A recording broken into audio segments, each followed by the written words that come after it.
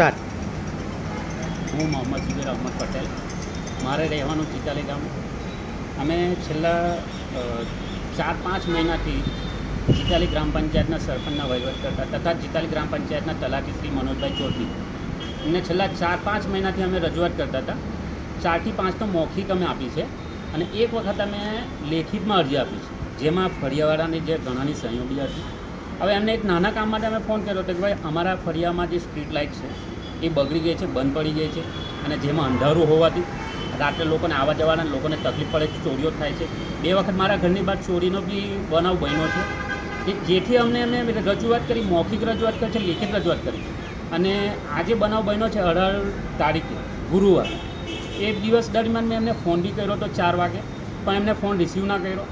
અને પછી સાંજે 8 થી 9ના ગાળામાં એ દરમિયાન એમનો સામેથી ફોન આવે છે મારા ઉપર. એમના નહીં તો બી 10 થી 12 મિસ કોલ આવ્યા હતા, મેં રિસીવ ના કર્યા કે હું એક ફેમિલીમાં બેઠો હતો. પણ ત્યારબાદ એમના મિસ કોલ એક ધારું ચાલુ જ રહેવાથી મેં છેલ્લા એમના 2 કોલ ઉઠાવ્યો. તો પહેલાં કોલમાં તો એમનો જે બીભત્સ વાતો જે હતી, ગમે તેમ વાહિયાત વાતો કરતા હતા, ધમકીઓ આપતા હતા, મારી નાખીશ આ તે ફલાણું ઢીકણું. અને છેલ્લો જે બીજો કોલ ઉઠ્યો એમનો રેકોર્ડ શું છે. હવે એ કોલમાં એમણે મને ચોખ્ખી ધમકી આપી છે અને કીધું છે કે વિશ્વ હિન્દુ પરિષદ એટલે કાલે અમને ચિતાલીમાં આવશે, તને આમ કરશે, તને આમ કરશે, તેમ કરશે, તારું ઘર તોડી નાખશે. અને જિહાદનો જે મામલો છે આ બાબતે જેમાં ધાર્મિક લાગણી દુભાઈ એવી વાતો કરી છે, મા બેનની ગાળો દીધી છે, આવી ગાળોને ગમે તેમ વાતો કરી છે. હવે એમને તો અમે ખાલી એક નાના કામ માટે ફોન કર્યો હતો કે સ્ટ્રીટ લાઇટ બગડી છે. હવે અમારે એમને ચીજવાઈને અમારે એમને ગાળો દેવી જોઈએ, પણ આ કામ અમે નથી કર્યું કે અમે એમની સાથે સભ્યતા વર્તન કર્યું, સભ્યતાથી એમની સાથે વાત કરી. પણ અમારી સભ્યતા જોઈને એમણે જે મારી સાથે વાતને ખોટો વ્યવહાર કર્યો છે એ બદલ અમે આજે હમણાં TDO સાહેબને આવેદનપત્ર આપવા આવ્યા છે કે જેથી આવા માણસને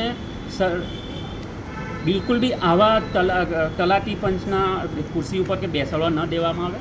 કે આવા માણસ આજે ને કાલે બીજા કોઈ ગામમાં જઈને આવું ખોટું વર્તન કરશે ને 2 કોમ વચ્ચે ઘર્ષણ ઊભું થાય એવી વાતો કરે છે આમાં. જ્યાં તાલુકા પંચાયત કે ગ્રામ પંચાયતના કામમાં ધાર્મિક ધર્મ ક્યાં આવે? હવે અહીંયા વિશ્વ હિન્દુ પરિષદની વાત ક્યાં આવે? એટલે આવા માણસ તદ્દન ખોટા છે. આવા માણસને ચલવી લેવામાં ન આવે અને આવાને તત્કાલ રૂપે આ ભાઈને સસ્પેન્ડ કરવામાં આવે એવું અમે હમણાં TDO સાહેબને આવેદનપત્રમાં આપવા આવ્યા છે, જેથી આ માણસ પર કાયદેસર કાર્યવાહી કરવામાં આવે અને આ ભાઈને તાત્કાલિક ધોરણે સસ્પેન્ડ કરવામાં આવે. તમને શું લાગે નશાની હાલતમાં હતા?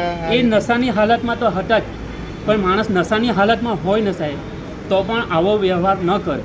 એ માણસને એટલું ભાન પડે છે કે તમે મને ગ્રામ પંચાયતના કામે ફોન કર્યો છે, તમે આ માણસ બોલો છો, ફલાણા માણસ બોલો છો, તો એને શું એટલી ભાન નહોતું કે માણસ કેવી વાતો કરવી જોઈએ. એટલો નશાની હાલતમાં. અને મેં એમને કીધું બી હતું કે જો તમે આ કામ ન કરશો તો મારે આગળ ઉપલા અધિકારીઓને, તો એમણે ચોખ્ખું ફોનમાં કીધું કે જ્યાં રેકોર્ડ આપવો હોય ત્યાં આપજે.